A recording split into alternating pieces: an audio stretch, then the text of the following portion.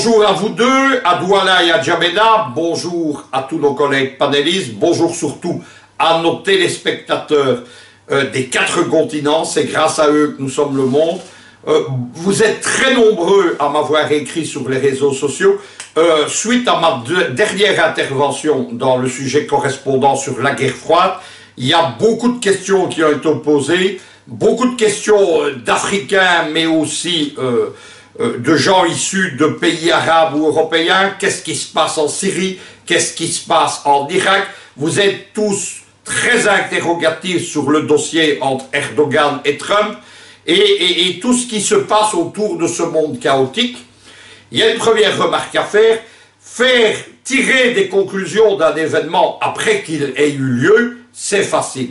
Faire ce qu'on appelle de l'analyse géopolitique prospective, c'est-à-dire annoncer les grandes lignes et les discerner avant l'événement, c'est plus compliqué.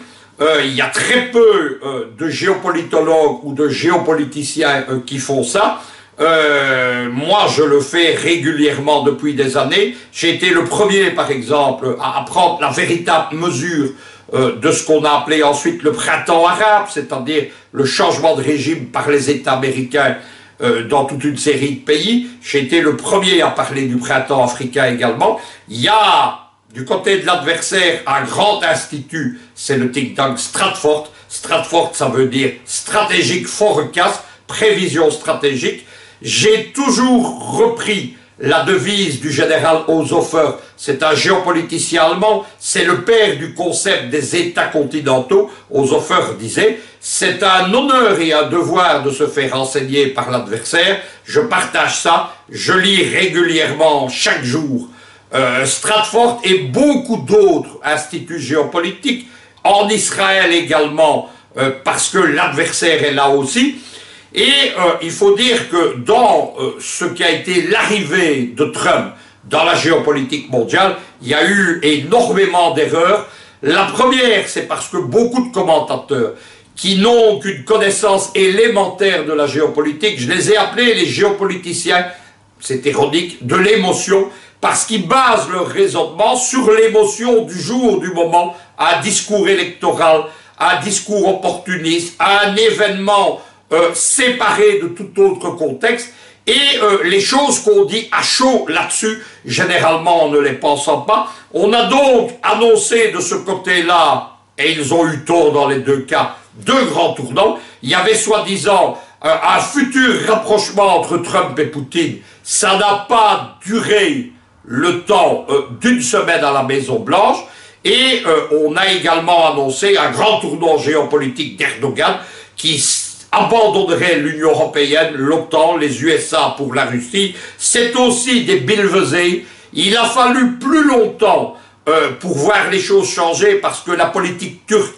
elle est à la fois extrêmement opportuniste, elle est ce qu'on appelait au 19e siècle les choses levantines ou moyen-orientales, ce qui voulait dire très compliqué et très peu sincère. C'est ce qu'est la diplomatie d'Erdogan, mais on sait en tout cas depuis cette semaine, les choses sont claires, l'alliance stratégique entre Erdogan et les USA, elle est repartie de plus belle.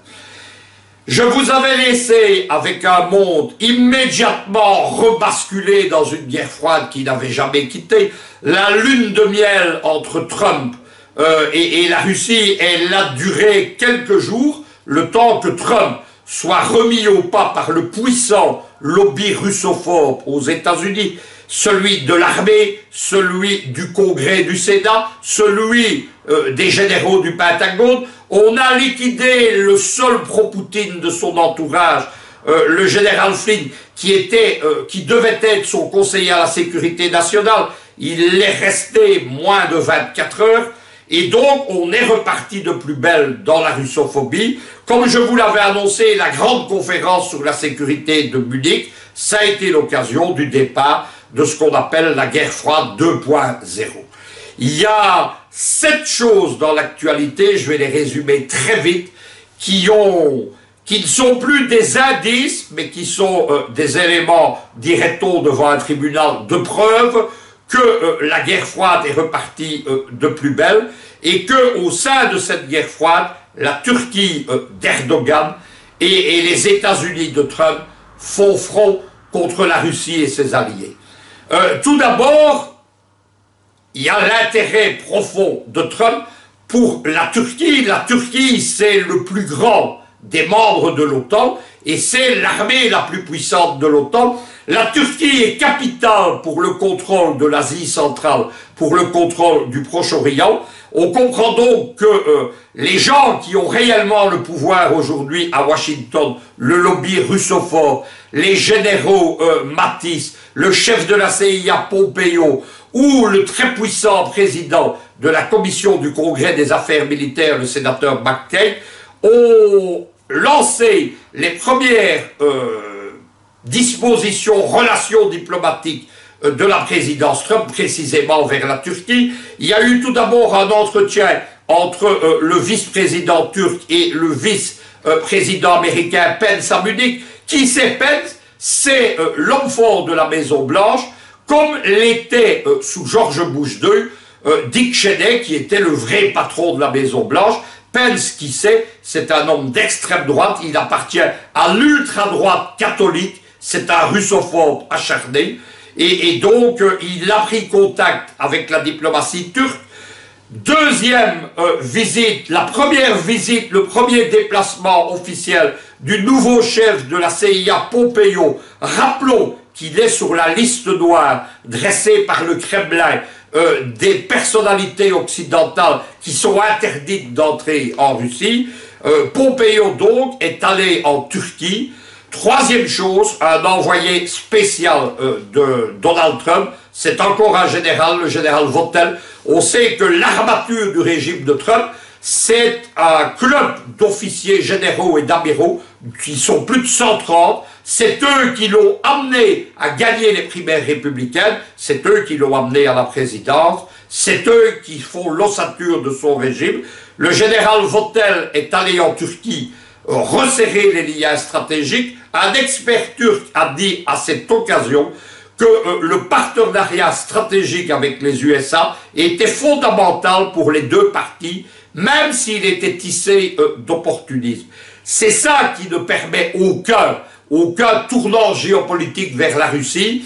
Avec l'alliance américaine, la Turquie est soutenue à les mains libres pour sa grande politique néo-ottomane, qui est de refaire de la Turquie une grande puissance hégémonique en Asie centrale, dans les Balkans et au Proche-Orient.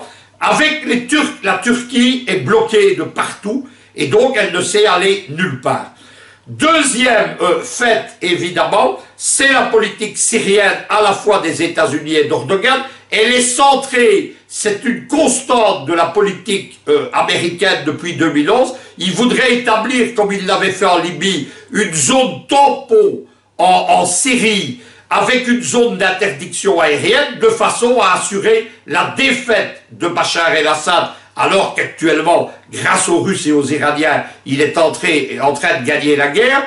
Que voulait la Turquie avec tout cela? C'était devenir l'acteur clé géopolitique lors des négociations de Genève qui ont eu lieu. C'est pour ça qu'ils ont suivi les Russes et les Iraniens à Astana. Parlons franchement, Astana ou Genève en ce moment, ça n'a rien donné de concret. Simplement, à un moment donné, Damas a dit « Nous ne sommes pas d'accord avec la présence turque en Syrie et nous sommes prêts à les en chasser militairement ». Deuxième chose qui s'est passée, immédiatement après la visite du général Vautel en Turquie, Erdogan a lancé une guerre de l'eau de façon à assécher les barrages qui ont lieu sur l'Euphrate en Syrie et en Irak et de prendre les populations en otage. Troisième chose qui intervient dans tout cela, c'est la Jordanie qui est la plaque tournante des mouvements djihadistes.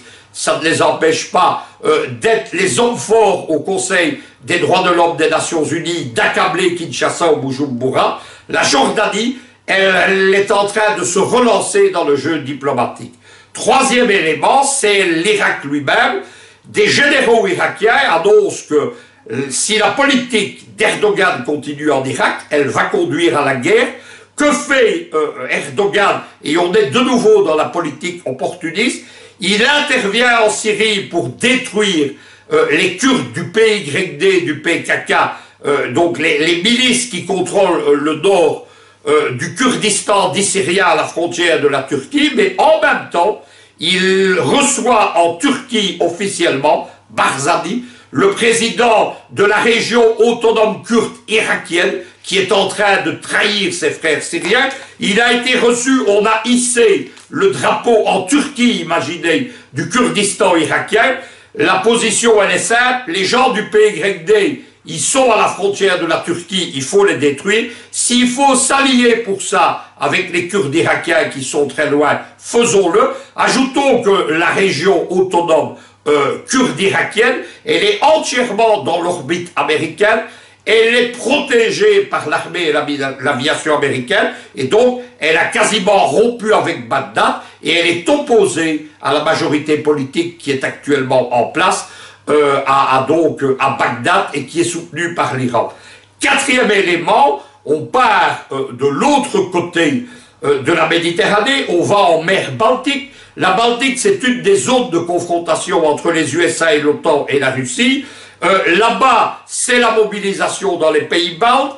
L'OTAN a réussi à mobiliser à ses côtés un pays que l'on dit neutre, mais qui est aujourd'hui intégré dans l'OTAN, c'est la Suède. La Suède, qui est en pleine folie russophobe, vient de rétablir le service militaire. Il y a des provocations des deux côtés, disons-le. Il y a des vols de l'aviation de reconnaissance américaine sur la frontière de l'enclave de Kaliningrad, qui est l'ancienne Prusse orientale, donc qui est une enclave russe entre l'Allemagne et la Pologne. Et il y a des vols de l'aviation stratégique russe qui couvrent la mer Baltique et qui repart vers Kaliningrad précisément. Autre pays neutre qui a basculé dans l'orbite de l'OTAN, mais à part ça, on dit que c'est la Russie qui est expansionniste, c'est la Suisse. La Suisse n'est plus un pays neutre, elle l'est sur le papier. Elle participe à l'occupation de l'OTAN en Afghanistan, elle contribue à financer l'OTAN, la Suisse est un pays riche, et le secrétaire général de l'OTAN, Stoltenberg, vient de se rendre en Suisse pour rencontrer le gouvernement. Il propose à la Suisse, qui est enthousiaste, de participer à ce qu'on appelle la cyberdéfense de l'OTAN. C'est la cyberguerre contre la Russie. Comme je vous ai informé la semaine passée, la Russie a déjà pris les devants et elle a créé une cyberarmée pour ce point de confrontation qui est capital dans les guerres modernes. Sixième point chaud, c'est le retour du dossier criméen. La présidence Trump aux Nations Unies, mais à la Maison-Blanche, a demandé à la Russie de rendre la Crimée qui a rejoint la Fédération de Russie, qui est peuplée majoritairement de Russes, qui a été russe depuis 3 siècles, à part la courte période où ce fou irresponsable de Khrouchtchev en avait fait cadeau à la République à l'époque soviétique d'Ukraine, créant ce point chaud de la confrontation géopolitique entre l'Ukraine et la Russie. Eh bien, on a répondu sur un ton de guerre non plus froide mais chaude. Lavrov et la porte-parole du ministère russe des Affaires étrangères, Maria Zakharova, qu'on appelle la sniper de Poutine, tellement c'est une femme brillante qui répond avec virulence à la presse et à la diplomatie occidentale. Elle a dit que la Russie ne rendrait jamais aucun de ses territoires. Conséquence de tout ça, on repart de plus belle dans les sanctions. Tous les géopolitologues de l'émotion qui nous racontaient que Trump allait lever les sanctions, qui avaient eu soi-disant, parce que ces gens prétendent être sur le téléphone rouge pour entendre ce que disent deux présidents. Personne ne sait ce que se disent, ce que sont dit, ce que se diront Poutine et Trump. La Maison-Blanche et le Kremlin disent qu'on n'a pas parlé des sanctions. Aux Nations Unies, les États-Unis ont précisé que tant que la Russie ne rendrait pas la Crimée, c'est-à-dire jamais, les sanctions continueraient. Dernière chose enfin, on reste aux Nations Unies, après le dossier de la Crimée, nouveau choc entre la Russie mais aussi Pékin, c'est-à-dire la fameuse organisation de coopération de Shanghai, qui réunit 3 milliards d'individus sur le continent, dont font partie l'Inde, l'Iran, la Russie, la Chine et 10 autres ex-républiques soviétiques. C'est ça la vraie communauté internationale. La communauté internationale, ce n'est pas la communauté usurpée des Occidentaux, c'est celle-là. eh bien, il y a eu un vote au Conseil de sécurité. On a ressorti le vieux dossier échaudé, dont on a démontré qu'il était faux, du soi-disant usage des armes chimiques en Syrie par l'armée arabe syrienne de Bachar el-Assad. On se rappelle que par contre, il y a des preuves de l'utilisation du Jabhat al-Nusra de l'arme chimique. Jabhat al-Nusra, protégé de l'OTAN, protégé d'Erdogan, protégé des États-Unis, protégé du Qatar, protégé des Saoudiens, eux on n'y touche pas. Ils ont essayé de voter des sanctions contre Damas, contre le gouvernement légitime de la Syrie. Immédiatement, deux mains se sont levées au Conseil de sécurité. Elles ont dit toutes les deux veto et veto. C'était Moscou et Pékin. Le monde aujourd'hui est plongé dans une immense guerre froide 2.0. J'attire votre attention simplement sur deux choses.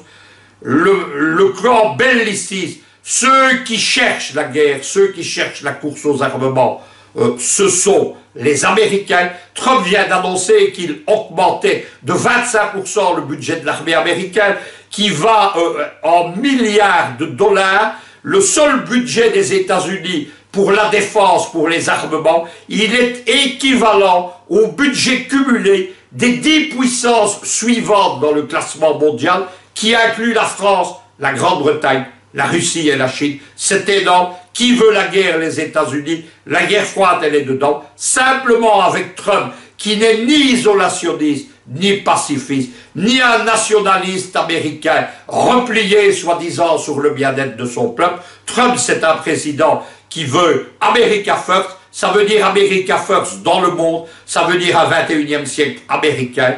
Eh bien, cette guerre froide 2.0, Trump est en train immédiatement de l'étendre à la Chine, de l'étendre à l'Organisation de coopération de Shanghai, et on le voit avec les plans de la flotte américaine dans le Pacifique, l'Inde également, qui gêne les intérêts de Washington, est dans le collimateur.